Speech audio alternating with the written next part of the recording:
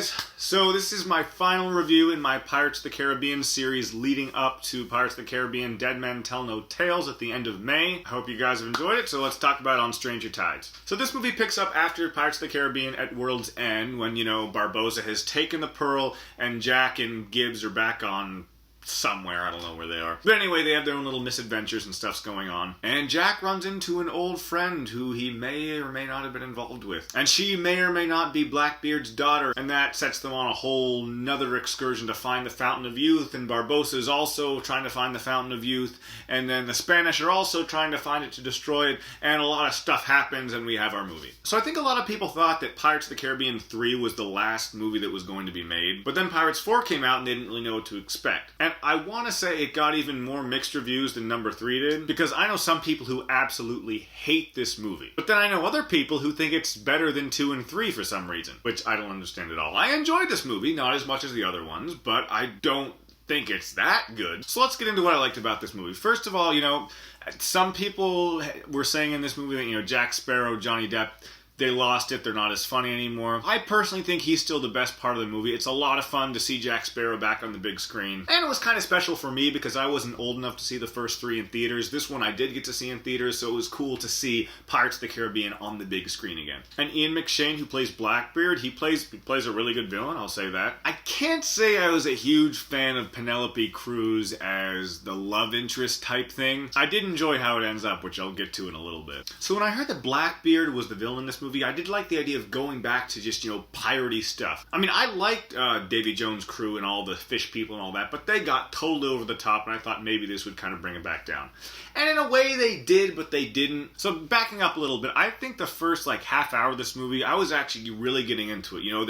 There was a fun action sequence. They were cracking the joke with Jack and Gibbs, and I just thought it was funny, and I liked where it was going. But I don't know, once they actually get onto Blackbeard's ship, it just kind of slows down for me. And I don't know, the whole thing with Blackbeard being able to control the ropes by just moving his magic sword or whatever. I'm okay with fanciful stuff like that, but I wish they'd actually kind of tried to explain why that's a thing. You just have to be like, okay, whatever.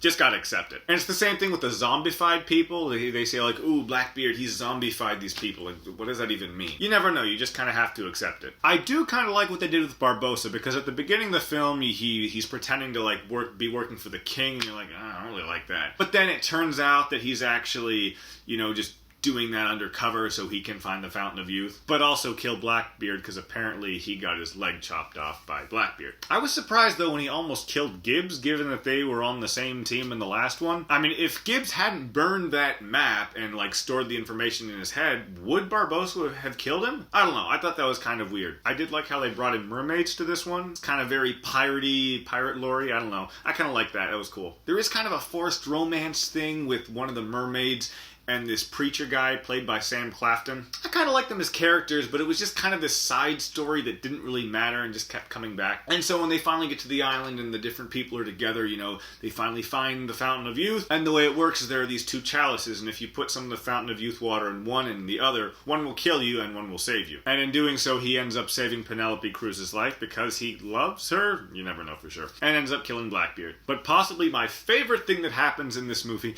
is the fact that Jack leaves Penelope Cruz on the island, just like Barbossa did in the first one. Or prior to the first one, I guess. I mean, there's a part when they were about to kiss at the end, I was like, oh no, Jack Sparrow, he doesn't need to have a romance. But then when he went away and left her there, I thought, perfect. I like that a lot. And I guess Barbossa becomes the captain of Blackbeard's ship, and Gibbs and Jack are trying to get the Black Pearl out of a bottle because somehow Blackbeard did that. I don't know. So once again, we have a convoluted, swashbuckling story, and overall a pretty fun one. And like I said, it was good seeing Pirates of the Caribbean on screen again. But the thing about this movie is that, as I said in my last review, the first 3, they had this charisma to them. In all of its convoluted and over-the-topness, I always really felt invested in the adventure. I really thought the action and the comedy really meshed together. I felt they lost that in this one. It didn't have the same energy. And I wonder if that has something to do with the fact that Will and Elizabeth weren't in it. They are coming back into the next one. Maybe that'll help. I don't know. I'll say it's a very safe movie. And they did still have a lot of good visuals and practical effects like the first 3, so I'm glad they didn't go completely over the top CGI with that. Probably one of my biggest worries about the new one. But overall, I still have a good time with it. It's a fun movie. I bought it. It's in my collection. And I'm going to give Pirates of the Caribbean on Stranger Tides a B-.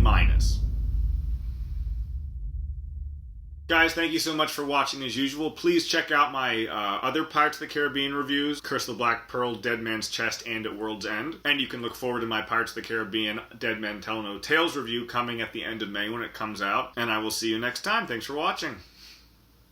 Guys, if you enjoyed this video, please click on any of my other videos on my channel right now. But you know what you should do? You should click here to subscribe to my channel so you get updates for when I actually put out the new videos. And if you want to comment below and let me know what you think, please do. I always love hearing from you guys and knowing what your thoughts are on the matter.